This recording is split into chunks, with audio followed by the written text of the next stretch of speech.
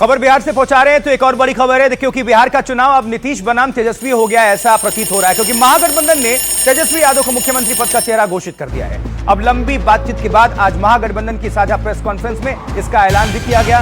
इसके साथ ही वीआईपी के मुकेश सहनी को उप मुख्यमंत्री का चेहरा घोषित कर दिया गया। हालांकि मुकेश सहनी पहले ही बोल बैठे थे कुछ हफ्ते पहले ही कि वो उप मुख्यमंत्री का चेहरा घोषित होंगे।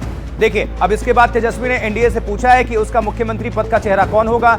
ऐसा इसलिए क्योंकि एनडीए ने नीतीश के नेतृत्व में लड़ने का ऐलान किया है, लेकिन उन्हें चुनाव के बाद मुख्यमंत्री का चेहरा घोषित नहीं किया। रिपोर्ट देखिए।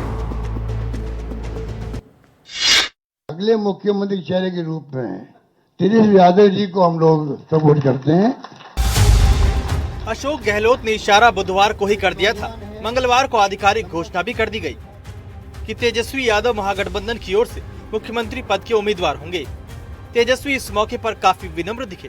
उन्होंने गठबंधन के सभी साथियों के प्रति आभार जताया, सबको साथ लेकर चलने का भरोसा दिलाया। जो उम्मीद, जो विश्वास आप लोगों ने हम पे जताया है, उस उम्मीद पर हम जरूर खरे उतरेंगे।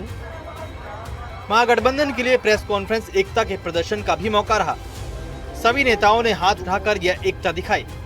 प्रेस कॉन्फ्रेंस में एक और घोषणा हुई, वीआईपी के मुकेश सहनी उप मुख्यमंत्री पद के उम्मीदवार होंगे। महागठबंधन यूनाइट है, मजबूत है और आने वाला समय में हम लोग काम करके सरकार बनाएंगे। तो बिहार चुनाव की बिसात अब तय हो गई है। मुकाबला चाचा नीतीश बनाम भतीजे तेजस्वी के बीच होगा। देखिए, महागठबंधन के दलों के बीच गांठों को सुलझाने में समय लगा। यही वजह की प्रेस कॉन्फ्रेंस 1 घंटे से ज्यादा देरी से शुरू हुई। एक पूरा नाटकीय घटनाक्रम है जो पटना के होटल मौर्या के अलग अलग खबरों में चलता रहा।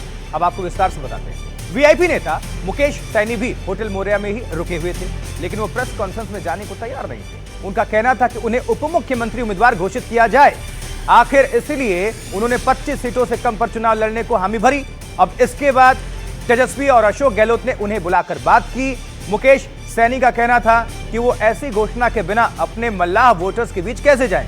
इसके बाद पटना से दिल्ली तक फोन घनघनाने लगे। चर्चाओं का नया दौर चल पड़ा।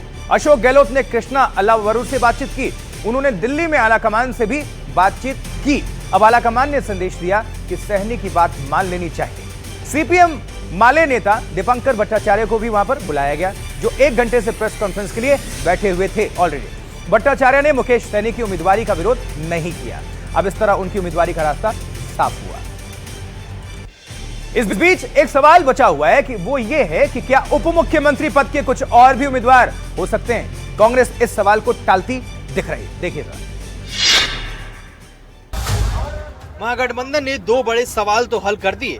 अब एक छोटा सवाल ये बचा हुआ है कि क्या उप मुख्यमंत्री पद के और भी उम्मीदवार होंगे। क्या कांग्रेस या लेफ्ट फ्रंट से भी कोई उम्मीदवार होगा।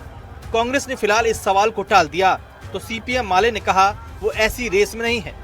हर समुदाय, हर सामाजिक वर्ग को प्रतिनिधित्व मिलना चाहिए, ये आवश्यक है। अब मुख्यमंत्री का चेहरा तो दिख रहा है। अब लोग कह रहे हैं कि 5 मुख्यमंत्री का चेहरा क्यों नहीं दिख रहा है।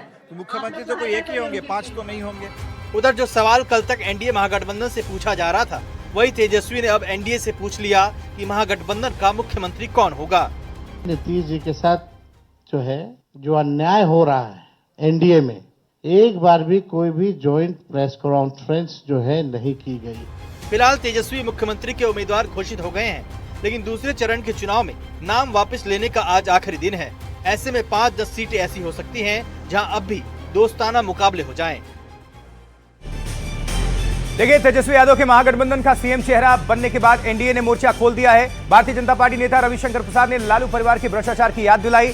ताना कसा कि गठबंधन 243 में 255 सीटों पर चुनाव लड़ रहा है, लेकिन सबसे पहले पूछा कि महागठबंधन के पोस्टर पर राहुल गांधी का चेहरा क्यों नहीं है। सुनिए। इस प्रदेश को यह बताना जरूरी है कि चारा घोटाले में लालू जी को 4 मामलों में सजा हो चुकी है और ये सजा है 32 साल की, 32.5 वर्षों की। आज हम लोग देख रहे थे कि उस प्रेस से राहुल गांधी की तस्वीर गायब थी। क्या हो गया?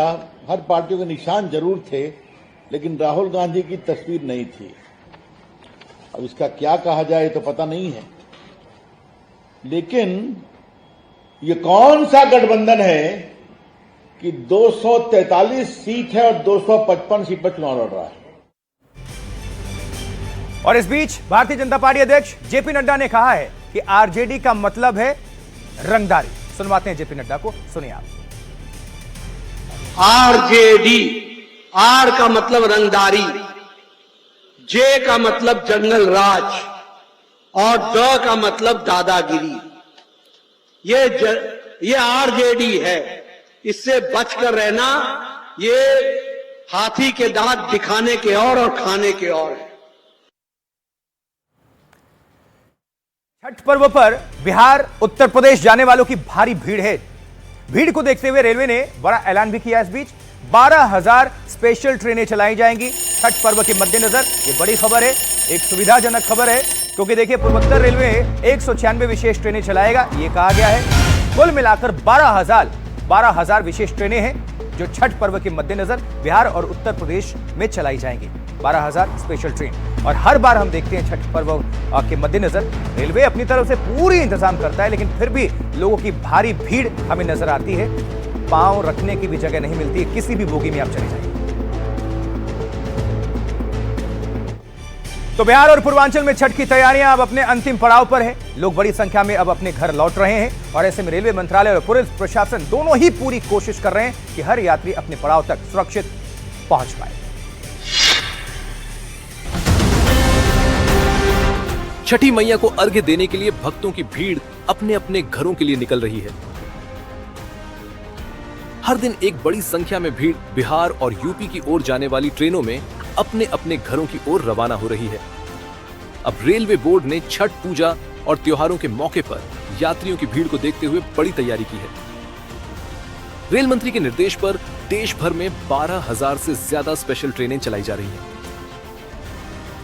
पूर्वोत्तर रेलवे ने भी इस बीच 196 विशेष ट्रेनें चलाने का ऐलान किया है। कुछ स्टेशनों पर जोरदार भीड़ दिखाई दे रही है। खासकर पंजाब और पश्चिमी यूपी से बिहार की ओर जाने वाली ट्रेनों में जबरदस्त भीड़ देखने को मिल रही है।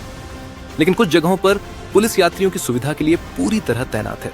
खासकर यात्रियों के स्टेशन पहुंचने से लेकर उनके ट्रेन पर चढ़ने तक पुलिस पूरी कोशिश में लगी है कि स्टेशन पर किसी भी तरह की अफरा तफरी ना मचे।